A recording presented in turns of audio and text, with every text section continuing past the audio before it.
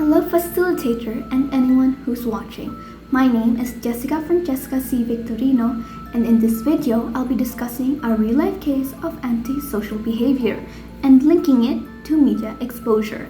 This case will be all about the 2014 Slenderman stabbing in Waukesha, Wisconsin. This incident sparked public outrage and reached international news and moral panic among parents and adults alike. Concerning the use of online media among young children and preteens, especially as in these age groups, children have trouble distinguishing between fantasy and reality. Now, let's get into it. On May 31, 2014, three 12-year-old girls went to David's Park in Waukesha, Wisconsin, under the belief that they were just going for a walk and playing games. While playing hide and seek, two of the girls, Anissa Weyer and Morgan Gazer, led their friend, Peyton Lutner, into a heavily wooded area. There, they held her down and stabbed her 19 times with a 5-inch knife. Peyton was severely injured with stab wounds to her vital organs and barely lived. The two girls told her that they would call for help after the stabbing, instead covering her in sticks and leaves and left without calling anyone. Peyton Lutner was able to crawl to a nearby road where she was found by a passing bicyclist and taken to the hospital. Doctors later said that she came as close to death as possible, as quoted by Dr. John Kellerman. If the knife had gone the width of a human hair further, she wouldn't have lived, the surgeon who operated on Peyton Lutner.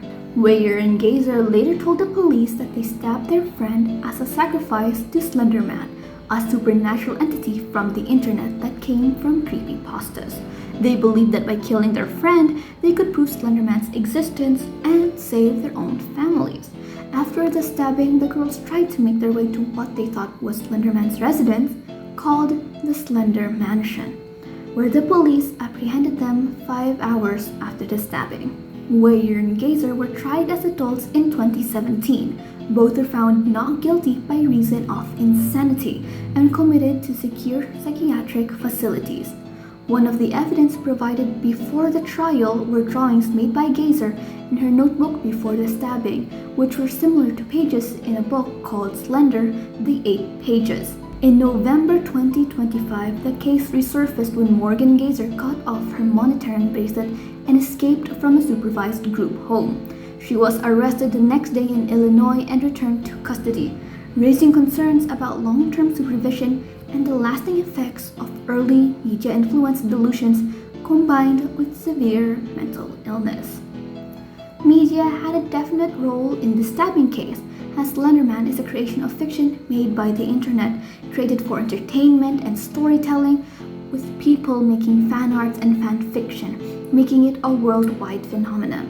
But due to this popularity, the girls were frequently exposed to this piece of media, and their young age as well as fragile mental health unfortunately had them believing that Slenderman was a real being, an entity that had the power to either punish or reward them. However, media exposure alone does not cause this antisocial behavior, as I have also consumed this piece of media at a very young age, and yet I have not, in fact, stabbed another child to sacrifice to Slenderman.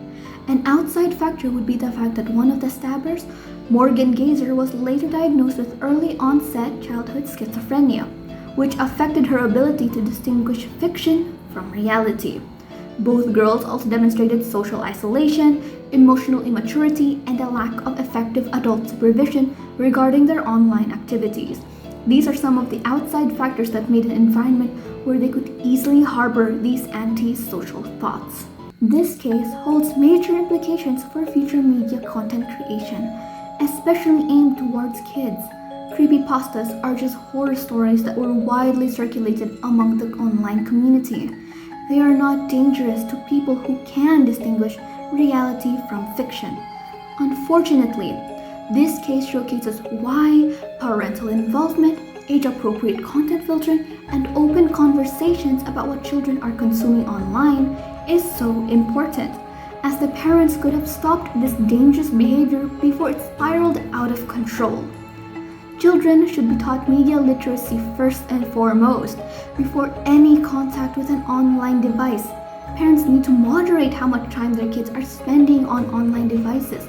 And once again, children are the most vulnerable to online influences and could encode this behavior and think that it's normal. At the same time, the public reaction to this case led to a form of moral panic, where internet culture itself was blamed for the violence. This response is problematic because it oversimplifies the issue. Media does not act in isolation. It interacts with the mental health, your environment, and your social support systems. Over-censoring creative content without addressing these deeper issues would fail to prevent similar issues in the future. In the years following the attack, the case continued to influence public discourse. It inspired documentaries, films, and books, further demonstrating how media can both reflect and shape societal fears. Meanwhile, Peyton Whitner has shown remarkable resilience, stating in later interviews that the attack motivated her to pursue a career in medicine. In conclusion, the Slender Man stabbing serves as a warning and reminder. Antisocial behavior could be linked to media exposure, but it's not that simple. Media content can influence behavior, but it becomes dangerous primarily when combined with untreated mental illness, lack of supervision, and poor media literacy. As children are being introduced to online content younger each year, responsible media curation, mental health awareness, and education are essential in preventing similar tragedies. Now I'll talk about how I developed some antisocial behavior that were validated due to media exposure. If I were to be honest, I am terrified of men older than me, and the constant attention on true crime horror and the real horrors of women and femme-presenting people being assaulted by men has made me hate them even more. Where just because they were a man, I wouldn't care about their opinion. They were all just the same. However, when I actually stopped consuming media exclusively promoting women violence and talked to peers my age, I realized that I was developing severe misanthrope. Not even men, just people in general. And as a child, I was shown media like Slenderman and creepypastas. They very much influenced me into thinking all of humanity was doomed and that we should all just perish. But again, that was because I was very isolated due to COVID, and even before that, only speaking in English led me to having no friends. But when I actually started to consume less media and socialize, it opened my eyes. So my analysis in this video is, yes, media has an influence on people, very big influences, but media can't be the sole reason. The environment one lives in plays a vital role in how people consume the media. Like those girls, if I didn't have an older sibling who kept telling when I was afraid of Slenderman that they weren't real, I would have easily believed him as truth. And if I didn't have friends now and have a social life, I would still be stuck hating all of humanity and wishing us doom. So please, if you feel that you have any antisocial thoughts, maybe consume less media that that keeps giving you those thoughts, and look at your environment. See how it can also influence how you consume that media. Thank you and have a good day.